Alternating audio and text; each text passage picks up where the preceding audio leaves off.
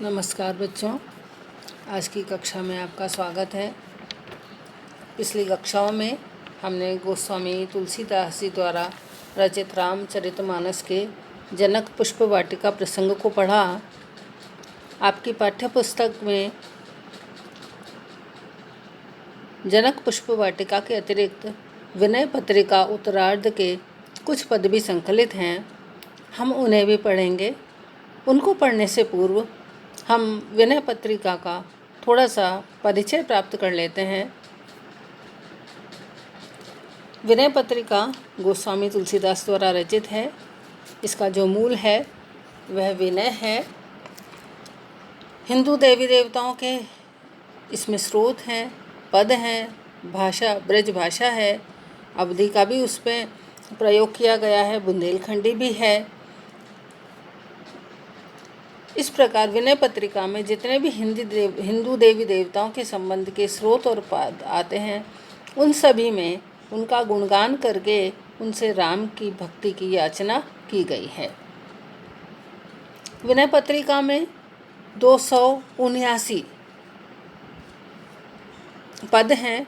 प्रारंभ के 63 पद में गीतों में गणेश, शिव, पार्वती, गंगा, यमुना, काशी, चित्रकूट, हनुमान, सीता और विष्णु के एक विग्रह बिंदु माधव के गुणगान के साथ साथ राम की स्तुतियां हैं।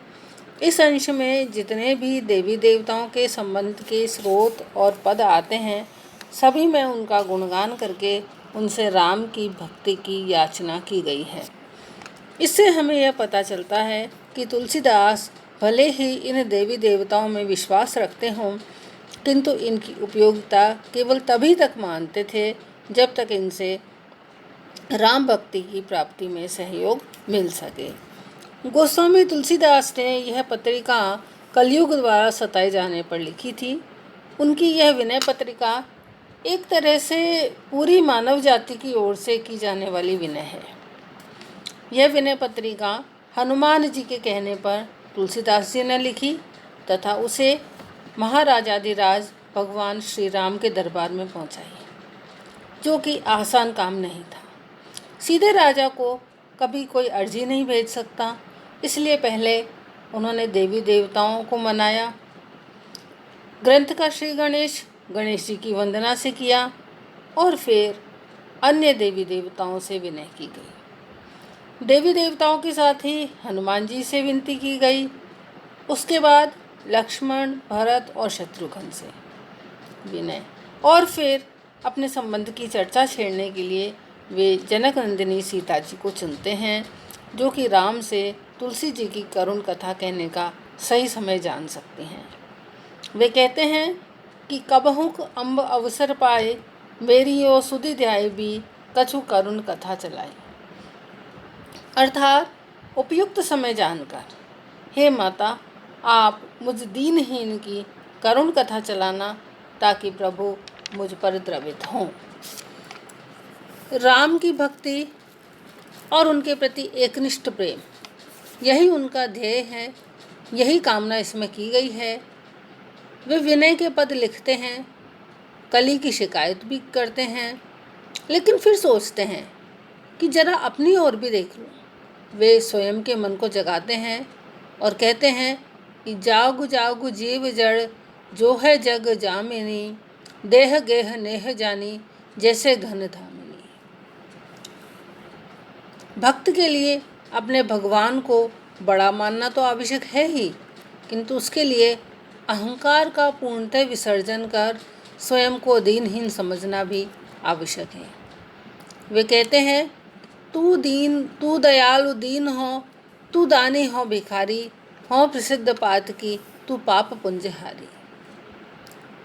वास्तव में तुलसी में प्रभु के गुणों को दिखाने के साथ अपने अवगुणों को उठा उठा कर दिखाने की योग्यता भी खूब थी। वे कहते हैं, जानत हो निज पाप जलधि जिए, जल सीकर सम सुनत लरो, रज सम पर अवगुण सुमेरु करी, गुण गिरि समरजते निद्रो। वे यह भी कहते हैं कि यदि मेरे अवगुणों पर गए तो फिर तो मेरा उद्धार हो लिया। जो आचरण विचार हो मेरो, कलप कोटि लगी ओटि मरो।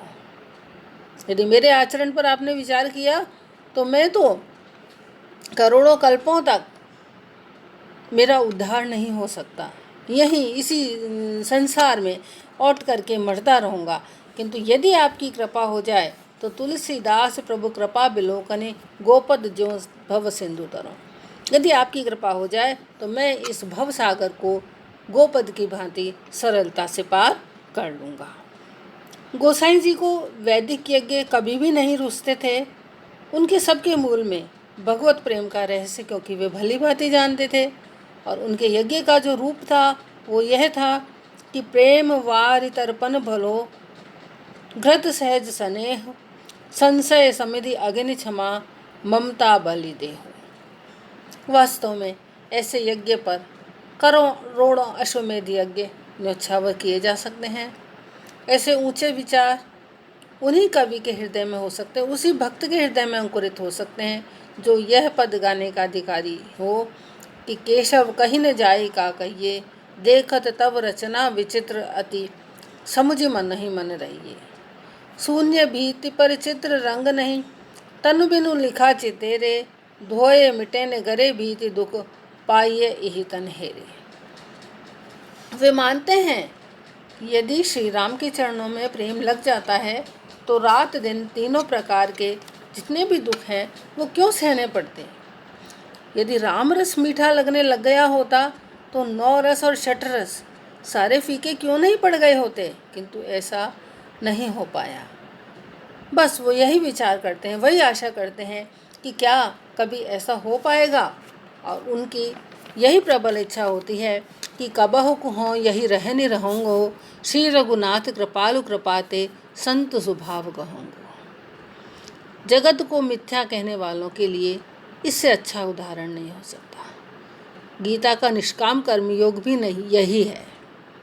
कर्मयोग और वैराग्य के साथ भगवत भक्ति का उपदेश सोने में सुगंध का काम करता है। भाषा की दृष्टि से देखें तो भाषा पर तुलसीदास का पूर्ण अधिकार था। भाषा सदैव से उनके भावों की अनुगामिनी रही।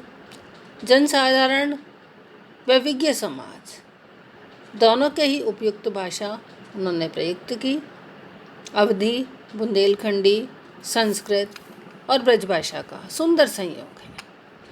प्रत्येक शब्द सार्थक है, मुहावरों का प्रयोग है, उपमा, रूपक, यमक, अनुप्रास, वाक्य विन्यास पटुता, उक्ति सौंदर्य की छटा, ये सभी भाषा में विद्यमान है।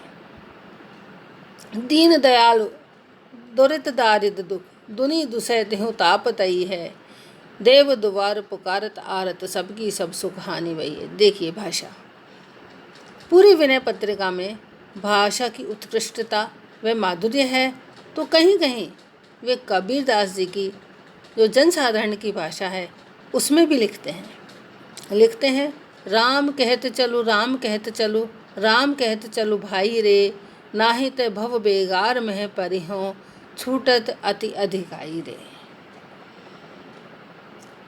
सारे ही पद गेय हैं। जिस राग के उपयुक्त जो पद रचा गया है उसका भाव भी उसी राग के अनुरूप है। इस प्रकार हम कह सकते हैं कि यह ग्रंथ एक भक्त द्वारा भगवान को समर्पित विनय की पत्रिका है, जो भक्तजनों के लिए तो अत्यंत उत्कृष्ट है ही, साथ ही साहित्य की भी अनुपम निधि है। तो बच्चों, आज हमने विनय पत्रिका का संक्षिप्त परिचय प्राप्त किया। आपकी पाठ्य पुस्तक में विनय पत्रिका उत्तरार्ध के जो पद हैं वे संग्रहित हैं। हम कल उनको पढ़ेंगे। धन्यवाद।